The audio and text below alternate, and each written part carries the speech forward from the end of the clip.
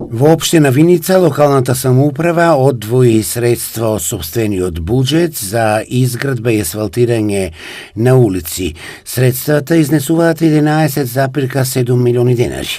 Приоритети во општината се реконструкцијата на асфалтирањето на улицата Илинденска, како и главниот влез во градот и неколку други сообраќајници во централното градско подрачје.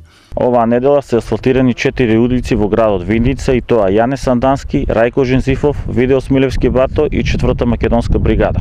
Почнавме со реконструкција на 2 улици во градот Виница, а тоа е улицата Илинденска, која е една од главните улици во нашиот град и води до градскиот пазар. Таа е со должина од 400 метри, а веќе од утре продолжуваме и со реконструкција на улицата Братство Единство во Ромското мало, која е исто така со должина од 300 метри. Наредната недела активностите за асфалтирање на улици ќе се реализираат и во населените места на општина Виница. Заедно со изградбата на улиците, исто така во тек се и подготовките за асфалтирање на улици во должина од околу 1200 метри.